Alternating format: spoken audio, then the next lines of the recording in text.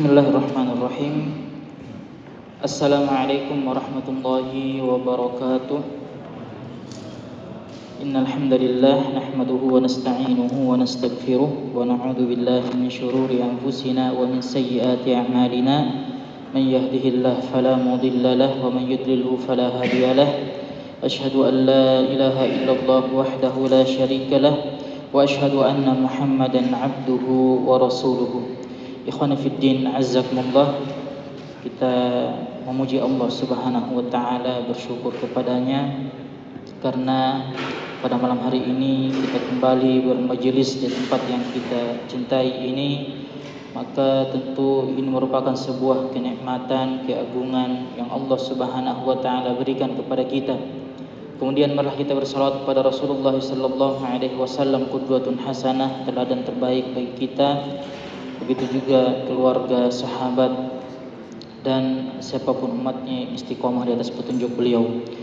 Masyarul ikhwah azzakumullah, pada pertemuan yang lalu penulis menjelaskan kepada kita tentang intisari dari tauhid, di mana kemudian beliau mengatakan bahwa inti dari tauhid itu meyakini bahwa segala sesuatu datangnya dari Allah Subhanahu wa taala, dengan memutuskan segala bentuk sebab, sebab yang paling besar hanya Allah Subhanahu wa taala. Kemudian juga belum mengatakan bahwa agar beribadah hanya kepada Allah Subhanahu wa taala, mengesahkannya, tidak mempersekutukannya, tidak beribadah kepada selainnya. Maka ini adalah tauhid. Ini adalah intisari dari tauhid, di mana kita sudah jelaskan pada pekan lalu bahwa kesempurnaan tauhid itu ada dua. Kesempurnaan tauhid wajib, di mana seseorang mendatangkan usul dari tauhid, pondasi dari tauhid, yaitu dia beribadah hanya kepada Allah Subhanahu wa taala. Dia hanya beribadah kepada Allah Subhanahu wa taala, kemudian dia menunaikan ibadah-ibadah yang Allah Subhanahu wa taala wajibkan kepada dirinya. Kemudian dia menunaikan ibadah-ibadah yang Allah wajibkan kepada dirinya. Kemudian dia tambah lagi dengan ibadah-ibadah yang Allah sunnahkan. Maka tentu ini merupakan bentuk kesempurnaan tauhid. Dan jika seseorang sudah menunaikan apa yang kita sudah sebutkan tadi, maka tentu dia akan mendapatkan derajat kecintaan, akan menjadi manusia yang paling dicintai oleh Allah Subhanahu wa taala. Tentu ini yang kita inginkan, masyarul ikhwah azzakumullah. Tentu ini yang kita inginkan, menjadi manusia yang dicintai oleh Allah Subhanahu wa taala. Karena seseorang tentunya tidak cukup dia mengaku mencintai Allah Rabb Azza wa Jalla. Tidak cukup bagi dia hanya sekedar mengaku mencintai Rabb Azza wa Jalla. Karena setiap orang bisa mengaku, mencintai Allah Subhanahu wa taala. Namun apakah kemudian dia dicintai oleh Allah atau tidak, maka ini yang perlu kita usahakan. Dan jalan untuk dicintai oleh Allah tentunya telah dijelaskan oleh Rasulullah sallallahu alaihi wasallam. Dari hadis Rasulullah sallallahu alaihi wasallam menjelaskan kepada kita jalan-jalan menuju agar kita dicintai oleh Allah Subhanahu wa taala, atau di dalam hadis, atau di dalam ayat-ayat Al-Qur'an, atau di dalam hadis qudsi, komplit dijelaskan oleh Allah Subhanahu wa taala, sehingga tidak ada alasan bagi kita untuk tidak dicintai oleh Allah Subhanahu wa taala. Tidak ada alasan bagi kita untuk tidak mendapatkan kecintaan dari Allah Subhanahu wa taala, karena jalannya, caranya telah dijelaskan semuanya oleh Allah Rabb Azza wa Jalla. Di antaranya adalah dengan kita merealisasikan tauhid pada Allah, kemudian menunaikan ibadah-ibadah yang Allah wajibkan kepada kita, juga yang disunnahkan oleh Allah Subhanahu wa taala, yang dicontohkan oleh Nabi kita sallallahu alaihi wasallam. Oleh sebab itu di dalam hadis qudsi Allah berfirman, "Ma taqarraba ilayya 'abdi bi syai'in ahabba ilayya mimma aftaradtuhu 'alaihi." Tidaklah seorang hamba mendekatkan diri kepadaku dengan sesuatu yang lebih aku cintai daripada yang aku wajibkan. Setiap kali kita melakukan apa yang Allah Subhanahu wa taala wajibkan kepada kita, maka setiap itulah Allah Subhanahu wa taala mencintai kita. Dan itu adalah amalan yang paling dicintai oleh Allah Subhanahu wa taala. Dan itu adalah amalan yang paling dicintai oleh Allah Subhanahu wa taala, menunaikan ibadah-ibadah yang Allah wajibkan. Makanya dalam hadis qudsi ini Allah mengatakan, "Ma taqarraba ilayya 'abdi bi syai'in ahabba ilayya mimma aftaratuhu 'alaihi." Tidaklah seorang hamba mendekatkan diri kepadaku dengan sesuatu yang lebih aku cintai selain melakukan ibadah-ibadah yang Allah wajibkan. Kemudian setelah itu Allah berfirman, "Wala yazalu 'abdi yataqarrabu ilayya bin nawafil hatta uhibbahu." Maka seorang hamba senantiasa mendekatkan diri kepadaku dengan ibadah-ibadah sunnah. Seorang hamba senantiasa mendekatkan diri kepadaku dengan ibadah-ibadah sunnah sampai aku mencintainya, kata Allah. Sampai aku mencintainya. Jadi ibadah sunnah yang senantiasa kita laksanakan adalah salah satu pemicu kecintaan Allah kepada kita. Maka kemudian kata Allah Subhanahu wa taala, "Fa idza ahbabtuhu," maka jika aku telah mencintainya, jika aku telah mencintai hamba tersebut, maka aku akan menjadi pendengarannya yang dengan itu dia mendengar. Aku akan menjadi penglihatannya, dengan itu dia melihat.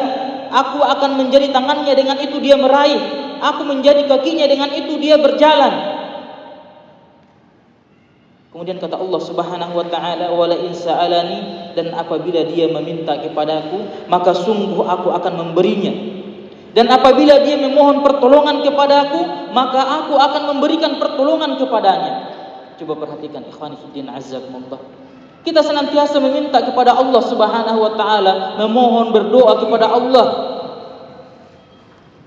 Namun terkadang kita merasa bahwasanya Allah Subhanahu wa taala menangguhkan permohonan kita. Bisa jadi karena kita belum menunaikan apa yang Allah Subhanahu wa taala perintahkan kepada kita, ikhwan. Bisa jadi kita masih malas-malasan. Bisa jadi kita belum menyempurnakan tauhid kita. Karena di dalam hadis qudsi ini Allah Subhanahu wa taala menjanjikan kepada kita bahwa siapa dari hamba-hamba Allah yang Allah cintai karena dia melakukan ibadah-ibadah yang Allah wajibkan, juga dia mendekatkan diri kepada Allah dengan ibadah-ibadah yang sunnah, maka kata Allah Subhanahu wa taala, aku akan menjadi pendengaran yang dengannya dia mendengar. Apa maksudnya Allah menjadi pendengaran yang dengannya kita mendengar? Para ulama menjelaskan bahwasanya Allah akan menuntun pendengaran kita sehingga tidak ada satupun yang kita dengar kecuali apa yang Allah Subhanahu wa taala ridhoi. Artinya selain kita melakukan ibadah-ibadah yang Allah wajibkan, mendekatkan diri kepada Allah dengan ibadah-ibadah yang sunnah, maka kita menjaga diri kita juga dari kemaksiatan. Kita tidak mendengar kecuali apa yang Allah ridhoi. Kita tidak melihat kecuali apa yang Allah Subhanahu wa taala ridhoi. Kita tidak meraih kecuali apa yang Allah Subhanahu wa taala ridhoi. Tidak menuju kecuali kepada yang Allah Subhanahu wa taala ridhoi. Dijaga orang-orang ini oleh Allah Subhanahu wa taala. Dari mulai penglihatannya, pendengarannya, tangannya, kakinya, semuanya dijaga oleh Allah Rabb Azza wa Jalla. Dan tentu kita ingin menjadi hamba-hamba yang seperti itu, ikhwani fiddin azzakumullah, dijaga oleh Allah Subhanahu wa taala. Dan penjagaan Allah ini ada pada usaha kita sendiri. Kita bisa memilih apakah kemudian kita akan menjadi termasuk hamba Allah yang dijaga oleh Allah Subhanahu wa taala dengan melakukan ibadah-ibadah, dengan mentauhidkan Allah, melakukan ibadah yang Allah wajibkan, mendekatkan diri kepada Allah dengan ibadah yang Allah sunnahkan, atau justru kita abaikan itu semuanya dan akhirnya kita menjadi hamba Allah yang tidak terjaga dari berbagai macam kemaksiatan. Ya. Oleh sebab itu kemudian kata Allah Subhanahu wa taala, jika sudah seperti itu, maka jika hamba itu meminta, la in sa'alani la'tiyannahu. Jika seandainya dia meminta kepadaku, maka sungguh aku akan memberi permintaannya. Dan apabila dia memohon pertolongan kepadaku, maka aku akan tolong dia, lindungi dia. Coba kita perhatikan ikhwani fiddin azzakumullah, kehidupan para sahabat atau kehidupan Rasulullah sallallahu alaihi wasallam, manusia yang sempurna tauhidnya, manusia yang paling sempurna ibadahnya. Beliau terjaga oleh Allah Subhanahu wa taala. Terjaga dari berbagai macam hal yang merusak beliau, terutama merusak akidah. Oleh sebab itu di dalam hadis Rasulullah sallallahu alaihi wasallam telah menjelaskan kepada kita rambu-rambu yang bisa membuat Allah menjaga kita. Kata Rasulullah sallallahu alaihi wasallam, ihfadillaha yahfazka. Jagalah Allah Subhanahu wa taala, maka Allah akan menjagamu. Jagalah Allah, maksudnya jaga larangan-larangan Allah Subhanahu wa taala agar kita tidak melakukannya. Jaga perintah-perintah Allah Subhanahu wa taala. Jaga batasan-batasan Allah Subhanahu wa taala.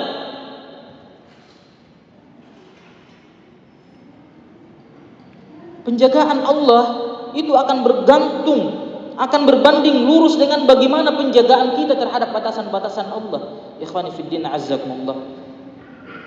Semakin kita menjaga batasan-batasan Allah, semakin kita menjaga ibadah-ibadah agar kita lakukan, semakin kita menjaga diri kita dari kemaksiatan, maka penjagaan Allah akan semakin besar kepada kita.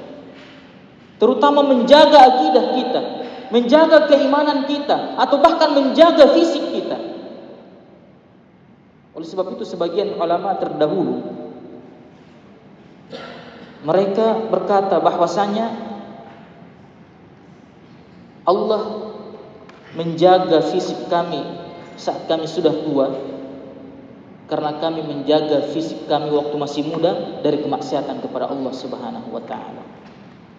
Allah menjaga fisik mereka tetap bugar, sehat di usia mereka yang sudah tua karena waktu masih muda mereka menjaga anggota badan mereka dari kemaksiatan.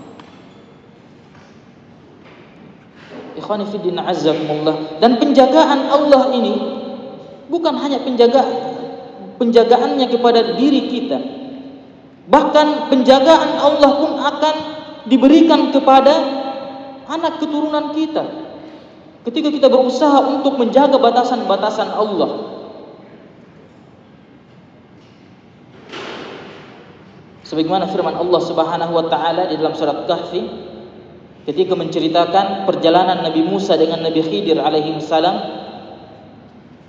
Saat itu mereka melewati sebuah kampung. Nabi Musa dan Nabi Khidir melewati kampung dan minta dijamu di kampung itu. Maka penduduk kampungnya tidak mau menjamu mereka berdua. Sampai akhirnya suatu ketika Nabi Khidir menemukan sebuah bangunan yang hampir roboh. Dan Nabi Khidir langsung memperbaikinya. Dan saat itu Nabi Musa berkata kepada Nabi Khidir, kenapa tidak minta imbalan dari apa yang kamu lakukan? Maka kemudian setelah itu Nabi Khidir menjelaskan apa alasan beliau memperbaiki bangunan yang hampir roboh itu.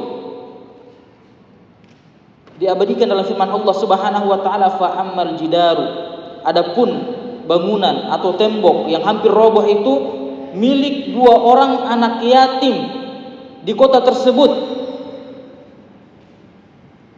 Wa kana abuhuma shalihan, dan kedua orang tua anak itu atau kedua anak itu orang tuanya soleh.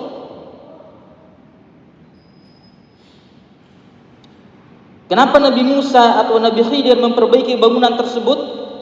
Karena itu adalah milik anak yatim, yang dimana anak yatim itu memiliki orang tua yang soleh. Maka para mufassir mengatakan bahwa Allah Subhanahu wa ta'ala menjaga bahkan bangunan yang dia miliki karena kesolehan dari orang tuanya.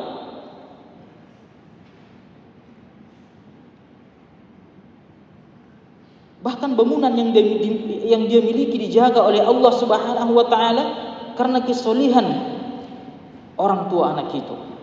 Karena tentunya Nabi Khidir tidak melakukan itu kecuali karena berdasarkan wahyu dari Allah Subhanahu wa ta'ala. Nabi Khidir memperbaiki bangunan tersebut karena wahyu perintah dari Allah Subhanahu wa ta'ala. Alasannya karena orang tuanya soleh. Para ulama mengatakan dia dijaga karena kesolehan orang tuanya. Oleh sebab itu, ikhwani fiddin azzakumullah, jika kita ingin Allah Subhanahu wa ta'ala menjaga diri kita, menjaga keturunan kita, maka tentunya kita harus menjaga batasan-batasan Allah Subhanahu wa ta'ala.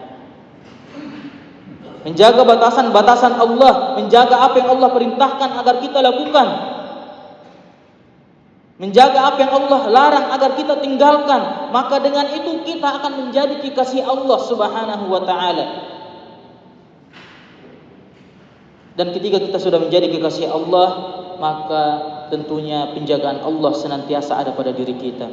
Kemudian ikhwani fillah azzakumullah, orang-orang yang bertauhid senantiasa seperti itu, dijaga oleh Allah Subhanahu wa ta'ala. Dijaga oleh Allah Subhanahu wa ta'ala seperti Nabi Ibrahim alaihissalam. Nabi Ibrahim saat itu beliau mau dibakar karena dakwah tauhid yang beliau sampaikan di tengah-tengah umat yang menyembah berhala. Maka pada saat Nabi Ibrahim dilemparkan ke dalam api, sebagian riwayat menceritakan bahwasanya datang malaikat menawarkan pertolongan kepada Nabi Ibrahim. Apakah diterima tawaran malaikat itu? Nabi Ibrahim tidak menerima tawaran malaikat karena kuatnya tauhidnya kepada Allah. Hasbiyallah wa ni'mal wakil. Kata Nabi Ibrahim, cukup Allah yang menjadi penolongku. Cukup Allah yang menjadi penolongku. Dan ini ketauhidan yang sangat kuat dari para nabi, termasuk Nabi Ibrahim kala itu. Sehingga kemudian Allah Subhanahu wa ta'ala berfirman kepada api. Kata Allah Subhanahu wa ta'ala, ya nar, wahai api, dinginlah kamu. Coba perhatikan di sini Allah Subhanahu wa ta'ala mengatakan kepada apinya, dinginlah dan jadilah keselamatan kepada Nabi Ibrahim. Api itu bukan hanya menjadi dingin, karena jika dia hanya menjadi dingin, bisa jadi dia membuat Nabi Ibrahim mudarat. Tetapi tetapi Allah Subhanahu wa ta'ala berfirman, dingin dan jadilah keselamatan bagi Nabi Ibrahim. Dan akhirnya Nabi Ibrahim selamat. Ketinggian tauhid. Hanya berharap kepada Allah Subhanahu wa ta'ala. Pertolongan Allah Subhanahu wa ta'ala begitu nyata bagi mereka ahli tauhid. Baik para nabi, orang soleh, orang siddiqin, semuanya ditolong oleh Allah Subhanahu wa ta'ala. Begitu juga dengan Nabi Musa alaihi salam, terdesak karena kejaran Fir'aun. Di depannya ada Laut Merah. Pengikut-pengikutnya putus asa.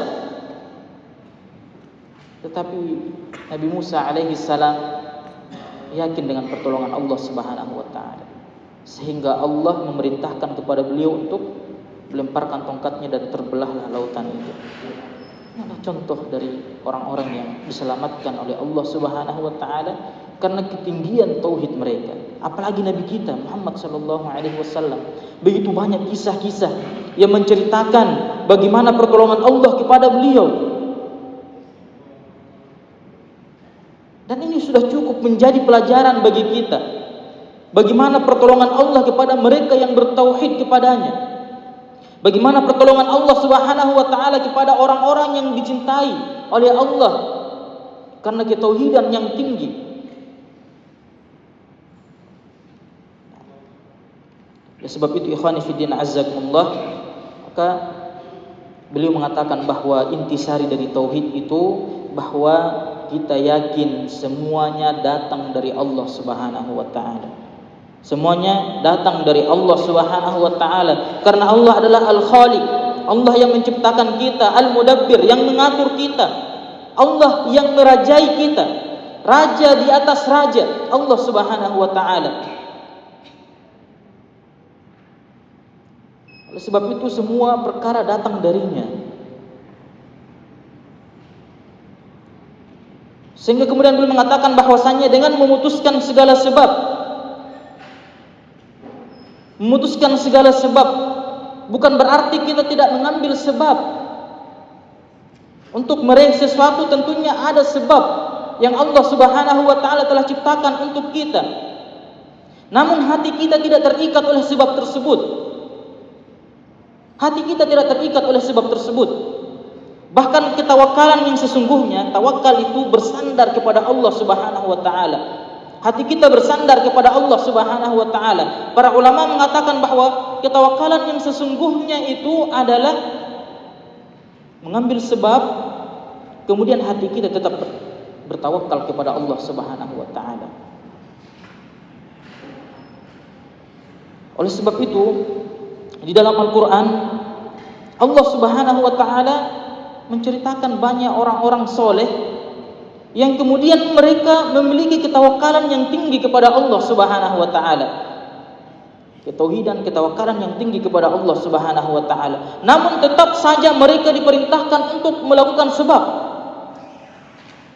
Di antaranya adalah Maryam alaihissalam. Maryam saat itu telah hamil karena perintah dari Allah Subhanahu wa taala. Maryam tentunya dikenal sebagai anak yang solehah, yang dinazarkan untuk mengurus Masjid Aqsa, sehingga beliau memiliki mihrab, bilik khusus di Masjid Aqsa. Namun tiba-tiba hamil. Berat bagi Maryam. Apa yang akan dikatakan oleh kaumnya pada saat itu? Sehingga kemudian beliau lari dari kerumunan manusia, menyendiri. Sampai akhirnya ketika sudah sangat letih, sudah mau melahirkan, tenaga tidak ada, makanan tidak ada, maka apakah kemudian Allah Subhanahu wa taala langsung menurunkan begitu saja makanan di hadapannya kemudian dia makan? Tidak, Allah suruh usaha dulu. Allah Subhanahu wa taala berfirman, wa huzzi ilaika bidh'in nakhlatin tusaqit alayki. Allah Subhanahu wa taala goyangkan batang kurma itu. Batang kurma itu seperti pohon kelapa, pang kelapa. Tidak bisa kita goyangkan, tidak seperti pohon pepaya. Tetapi Allah Subhanahu wa taala tetap memerintahkan Maryam untuk mengambil sebab agar buah-buah kurma itu jatuh, maka goyangkan batangnya. Dan akhirnya Allah jatuhkan bagi dia rezeki yang dia bisa konsumsi. Ada sebab. Dan sebab yang dilakukan itu tidak menyebabkan hati kita sedikit pun beralih kepada sebab tersebut. Hati kita tetap terikat kepada Allah Subhanahu wa taala. Bahwasanya Allah lah yang membantu kita, yang menolong kita, bukan karena kekuatan kita, bukan karena kecerdasan kita. Kesuksesan itu bukan karena kecerdasan kita, tetapi karena pertolongan dari Allah Subhanahu wa taala. Huwa maulakum wa huwa khairun nasirin. Allah lah penolong kalian dan Allah sebaik-baik penolong.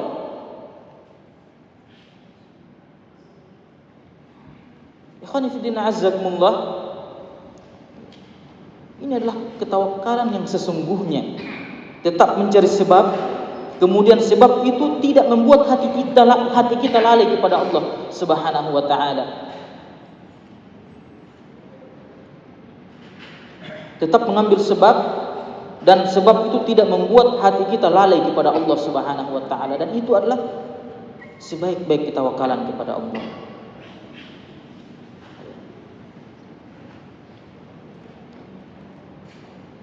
Kemudian ikhwani fillah azzakumullah, Kata beliau bahwa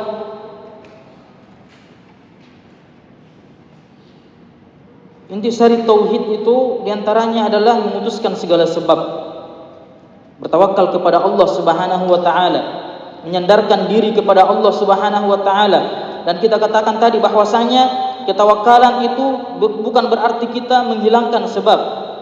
Tetap saja kita diperintahkan untuk mengambil sebab, namun sebab itu tidak membuat hati kita lalai dari Allah Rabb Azza wa Jalla. Kemudian selanjutnya beliau mengatakan wa ya'buduhu subhanahu, dan beribadah hanya kepada Allah Subhanahu wa taala, tidak beribadah kepada selainnya. Ini adalah intisari dari tauhid. Beribadah hanya kepada Allah Subhanahu wa taala dan tidak beribadah kepada selainnya. Kemudian selanjutnya beliau mengatakan wa yukhraju an hadhihi tauhid, dan dikeluarkan dari tauhid ini adalah para pengikut hawa nafsunya. Mereka orang-orang yang mengikuti hawa nafsunya, maka mereka jauh dari tauhid. Karena orang yang mengikuti hawa nafsunya berarti dia tidak mengikuti al-haq, kebenaran, dengan berbagai macam bentuk pengikutan terhadap hawa nafsu. Orang yang mengikuti hawa nafsunya bisa saja dia terjerumus kepada syirik besar, bisa saja dia terjerumus kepada syirik kecil, atau bisa saja dia terjerumus kepada dosa besar. Maka ini semua adalah bagian dari kurangnya tauhid kepada Allah Subhanahu wa taala. Oleh sebab itu Allah Subhanahu wa taala berfirman, "Fa illam yastajibu laka fa'lam annama yattabi'una ahwa'ahum." Seandainya mereka itu tidak mengikutimu wahai Muhammad, maka ketahuilah bahwasanya mereka itu telah mengikuti hawa nafsu mereka. Karena bagi manusia hanya ada dua, mengikuti tuntunan ajaran Islam, baik yang datang dari Al-Quran ataupun yang datang dari Rasulullah sallallahu alaihi wasallam, atau mengikuti hawa nafsu kita. Hanya ada dua pilihan. Oleh sebab itu beliau mengatakan bahwasanya fa kullu man ittaba hawahu faqad takhadha hawahu ma'buda. Maka barang siapa atau setiap orang yang mengikuti hawa nafsunya, maka sungguh dia telah menjadikan hawa nafsunya itu sebagai sesembahan. Orang yang mengikuti hawa nafsunya, sungguh dia telah menjadikan hawa nafsunya itu sebagai tempat ibadah selain Allah Subhanahu wa taala. Karena dia mengabaikan al-haq, kebenaran yang datang dari Rasulullah sallallahu alaihi wasallam. Oleh sebab itu sebaiknya seseorang itu berhati-hati kemana dia melangkah. Apakah dia sudah mengikuti kebenaran yang datang dari Rasulullah sallallahu alaihi wasallam, atau justru dia hanya sekedar mengikuti hawa nafsunya, atau justru dia sekedar hanya memperturutkan hawa nafsunya, sehingga ketika datang hadis atau ketika datang ayat yang melarang atau yang memerintahkan, maka dia mengatakan, oh tunggu dulu, ini sesuai atau tidak dengan tradisi kami, sesuai dengan atau tidak dengan kebiasaan kami. Maka orang semacam ini tentunya dia telah menjadikan nafsunya sebagai sesembahan selain Allah Subhanahu wa taala. Demikian pembahasan kita. Sallallahu ala nabiyina Muhammad wa akhiri da'wana alhamdulillahi rabbil alamin.